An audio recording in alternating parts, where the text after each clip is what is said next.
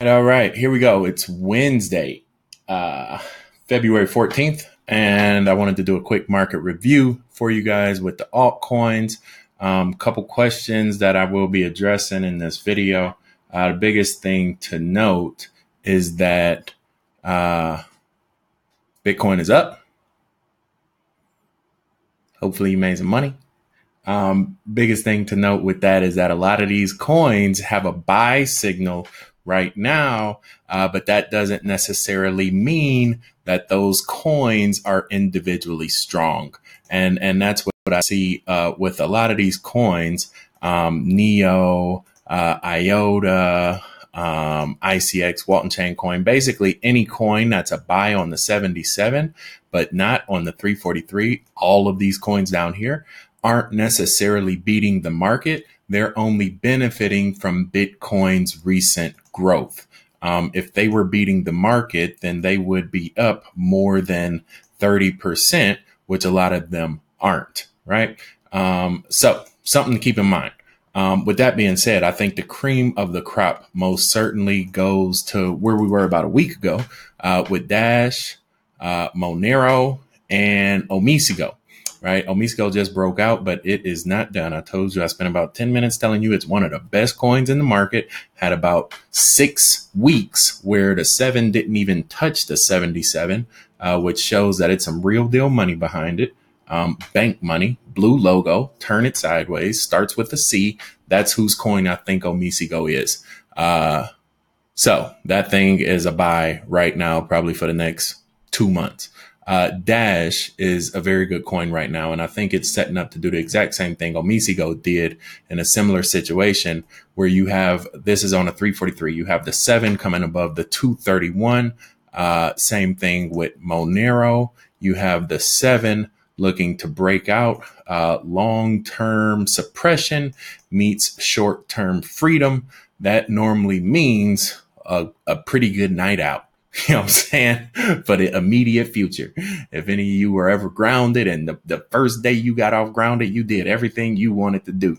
That's basically the market that we have with Omisigo, Dash, and Monero. So those are pretty good buys at the moment. Omisigo still has quite a bit, to go before we hit this little suppression area right there, about 8%. You can still lock in on this run. So I don't think it's done at all. Another thing to note is that we have a big range, right? I'm looking in the chat room right now, Dr. Holder, right? Doctor, dude got a PhD. I don't know if it's in economics, hopefully not, or else he might be teaching this class.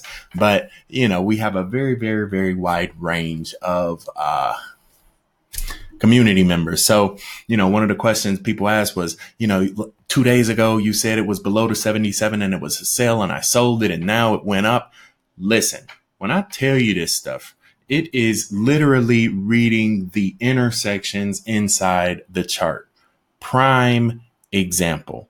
Let's jump down let's look at Omisigo, right? OMG, right?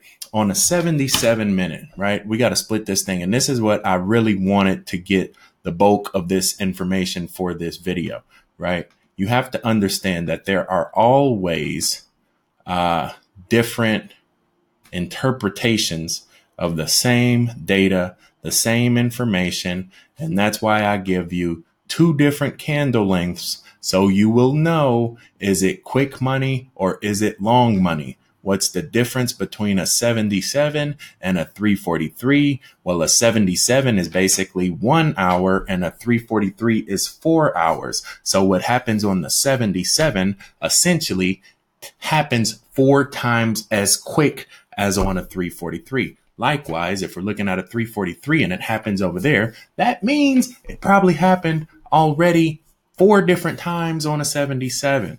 That means you could have bought and sold it 4 times on a 77 before you bought it once on a 343, right? The reason I break it apart for you guys, and this is the mathematics behind it, a 77, you will need to make a trade. It will fluctuate probably once every 2 to 3 days. Versus a 343, it will fluctuate once every 2 to 3 weeks. Prime example. Let's look at this swing right here in Omisigo. We had one intersection right there on a 77. How long did that take? That took 3 days. Let's go out in time. Let's see the last intersection on the 343. How long did that take? 10 days, roughly 2 weeks, right? If we go out to that one, 13 days, 2 full weeks. If we go all the way over there, 19 days, almost 3 weeks, right? That is the difference. If you want to trade every 2 to 3 days, look at the 77 information. That's why I show it to you, right? All of this over here, this column right there is your 77, complements a BK. If you want to trade every 2 days, all you got to do is read that information and you will make money 80, 90% of the time. If you don't want to trade every 3 days, I got too much money to be moving around every 3 days. I use a 343. I move it once a month. I knock the market on the head for 80% every time I move it, and I'm good, right? That's how it works. It's frequency, right? It's not efficacy. It's frequency. So don't say that you lost money because the 77 changed. Well, yes, it's going to change because that's what it's designed to do, right? You ultimately have to take control of your money. I'm just showing you the numbers behind it. Don't expect me to do it. If you want me to do it, send me your money now and I'll send you a fraction of a percent, just like the banks do, and I'll take all of it. But I'm not doing that, right? That's not what I'm here to do, right? Last thing. We have some long-term wealth storage vehicles that have presented themselves as well. I could break this out into a whole separate video. But real quick, when something's a buy on the 343, this is how I'm representing it to you guys. It's basically a long-term wealth storage. This is basically the market's way of saying the quick money doesn't want it, but the investors do. Right now in the market, this is Bitcoin Cash, Tron, Lisk, and Zcash. Let's take a look at Zcash. What this basically means is that the day traders are out right now. They're shorting Zcash, right? That's why we see this thing on a 77 minute. The day traders are out. We lost. Clear this thing out real quick.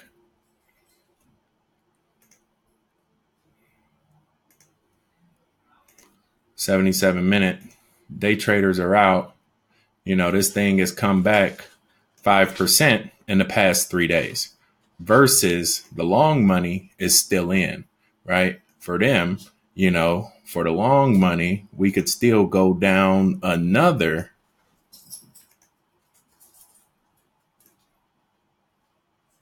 8% before they leave the market. That's the difference between day traders, 77-minute, and investors, 343-minute, right? Exact same methodology as a 1 hour candle versus a 4 hour candle. If you were looking at anybody else's videos on YouTube, right? If you're a day trader, you use a 1 hour. If you're an investor, you use the 4 hour.